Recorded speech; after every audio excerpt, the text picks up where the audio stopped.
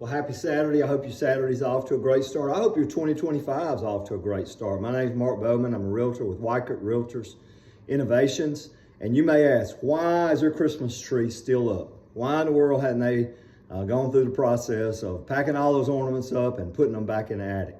Well, we leave our Christmas tree up. Not only do we have some unclaimed gifts at this point still, folks that we've not been able to catch up with to give them their Christmas presents, but we also love our Christmas tree. You'll notice that a lot of our ornaments are different.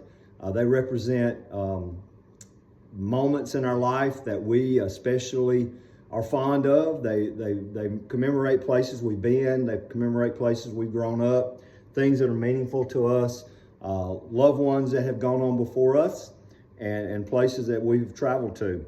This ornament is especially fond to me. It says, "Born to hunt and forced to work." A lot of you folks will identify with that, especially this time of year. Not only do we have our Christmas tree up, but we still have one of our manger scenes, our nativity sets, still up. Ironically, that wise man, and there's three wise men on our shelf, but it only represents the three gifts that the wise men brought: gold, frankincense, and myrrh. We really don't know how many wise men there were according to the biblical narratives. But as you know, the wise men didn't show up at the manger, although we put them at the manger in most of our nativities. But the wise men didn't even come to the manger. The Bible tells us in Matthew 2 that they came to the house that Mary, Joseph, and Jesus were staying at. Not only that, more than likely they came after that first week, because on the 8th day, Jesus was taken to the temple to take care of some of the Jewish customs that they were supposed to in that time. And we're not going to get into the details of that. But after that, most likely, the wise men showed up, brought those gifts. And then Herod issued a death sentence for Jesus, Mary, and Joseph. After being warned, they fled for Egypt.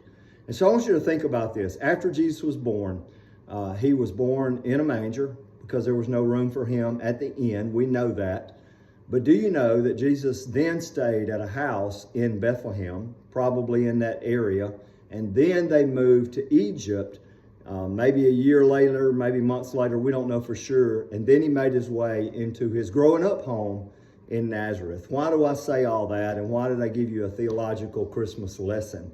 Well, that has a lot to do with what I want to talk to you about. I know a lot of you are in fluctuation as we've been in my family. My wife and I are also in ministry, and ministry has required us, as God calls and God leads, to move from one place to the other.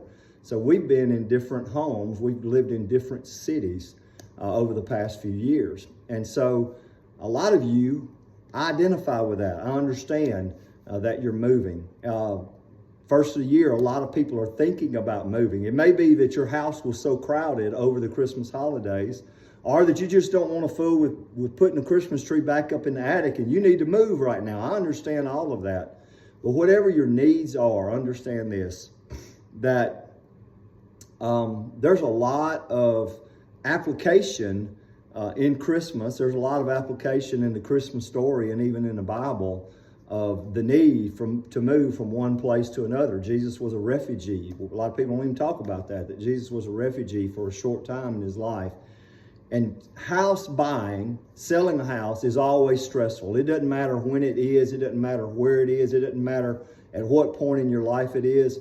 I would assume that a lot of us would like to buy a house and that be our forever home. And that would be the house that we raise our kids up in. That would be the house that we live in with our spouse for the rest of our life. But life sometimes throws us a curve, and it's not always that way.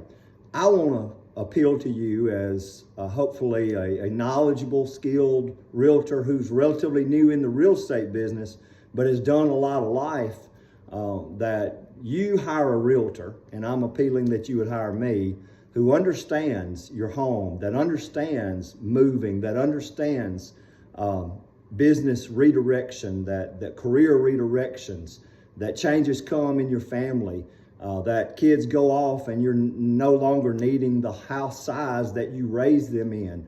There are so many dynamics that impact where we need to live, when we need to live there, and what we need to do to best provide housing for ourselves and for those that we're trying to raise. I would encourage you to seek out a realtor that understands life, that understands and listens to where you're at, that ministers to you, for lack of a better term, in the process of selling your home, of finding your next home, settling down roots in a new community if that's the case, and being very conscientious in terms of preparing a house to sell, doing the work to thoroughly vet the new place that you're going to settle in and how all that comes about. If I can help you in any way, please reach out to me.